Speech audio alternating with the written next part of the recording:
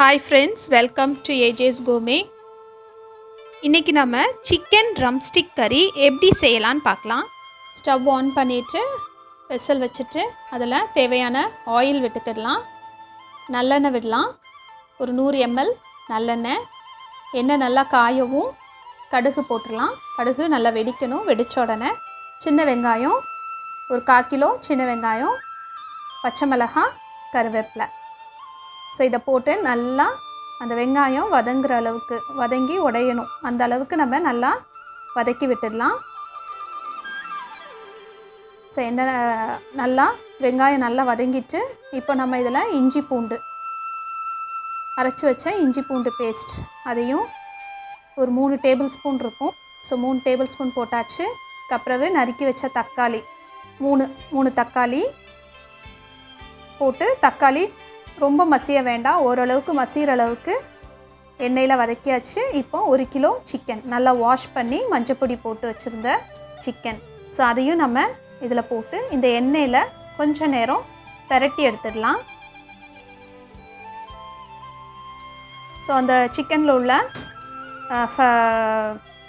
ஃபேட்லாம் release ஆகும். அதில் கொஞ்சம் நேரம் குக் ஆகட்டும். இதுக்கு தேவையான சால்ட்டு 1 டேபிள் ஸ்பூன் உப்பு போட்டாச்சு. உப்பு போட்டுட்டு நல்லா ஒரு தடவை மிக்ஸ் பண்ணிடலாம். நார்மலாக நம்ம சிக்கன் குழம்பு வைக்கிறதுக்கும் இந்த முருங்கைக்காய் போட்டு வைக்கிறதுக்கும் அவ்வளோ வித்தியாசமாக இருக்கும். அப்படியே ஃப்ளேவர் வந்து அப்படியே ரொம்ப தூக்கி கொடுக்கும் நமக்கு. ஸோ இப்போ சிக்கனை போட்டு நம்ம நல்லா பெரட்டி எடுத்தாச்சு. கொஞ்ச நேரம் மூடி வச்சுருக்கலாம். ஸோ இப்போ என்னென்ன மசாலான்னு பார்த்துடலாம். 2 டீஸ்பூன் சில்லி பவுடர், 2 டீஸ்பூன் மிளகாத்தூள் எடுத்தோம். அதுக்கு 4 டீஸ்பூன் மல்லித்தூள்.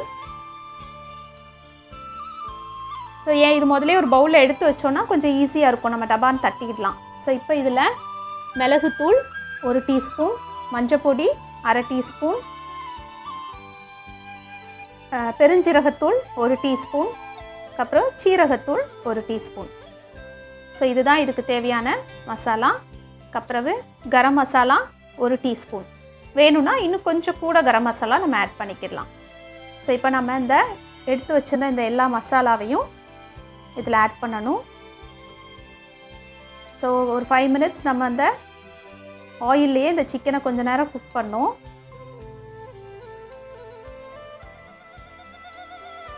இப்போ நம்ம இந்த மசாலா எல்லாத்தையும் இதில் போட்டுடலாம். நீங்கள் குழம்பு செய்கிறதுக்கு முன்னாலேயே இதெல்லாம் எடுத்து வச்சுக்கிட்டீங்க அப்படின்னா விறுவிறுன்னு செஞ்சு முடிச்சிடலாம். எல்லா மசாலாவையும் போட்டு நல்லா இதுக்கு தேவையான சிக்கன் நல்லா முங்கி வேகணும். ஸோ இதுக்கு தேவையான தண்ணியை ஊற்றிட்டு நம்ம க்ளோஸ் பண்ணிடணும். ஸோ நல்லா மிக்ஸ் பண்ணிடலாம். சால்ட்டும் நம்ம இதுக்கு தேவையான சால்ட்டு நம்ம போட்டிருக்கோம். இப்போ மூடி போட்டு வேக வச்சிடலாம். 10 மினிட்ஸ் ஆயிடுச்சு. ஓப்பன் பண்ணிடலாம். நல்லா சிக்கன் ஓரளவுக்கு 60% குக் ஆயாச்சு. ஓரளவுக்கு குக் ஆனதுக்கப்புறம் நம்ம இந்த ட்ரம்ஸ்டிக்கை போடலாம். இந்த குழம்பு வந்து அவ்வளோ டேஸ்ட்டாக இருக்கும், நல்ல வாசமாக இருக்கும். நீங்கள் மத்தியானம் வச்சிங்க அப்படின்னா நைட் வரைக்கும் நம்ம வச்சு சாப்பிட்டுக்கிடலாம். இப்போது தேங்காய், அரைமுறி தேங்காயில் 4 காஷ்மீரி சில்லி மட்டும் போட்டு அரைச்சி வச்சுருந்த பேஸ்ட்டு நல்லா மையாக அரைச்சி வச்சுக்கிடணும். அதை இதில் போட்டு நல்லா மிக்ஸ் பண்ணிடலாம். வேறு எதுவுமே போடலை. தேங்காய், 4 காஷ்மீரி சில்லி வந்து கலருக்காண்டி தான் போட்டிருக்கேன். உங்களுக்கு கலர் வேண்டாம் அப்படின்னு நினச்சிங்க அப்படின்னா நீங்கள் காஷ்மீரி சில்லி யூஸ் பண்ண வேண்டாம். வெறும் தேங்காவை அரைச்சி நல்லா மையாக அரைச்சி ஊற்றிடலாம்.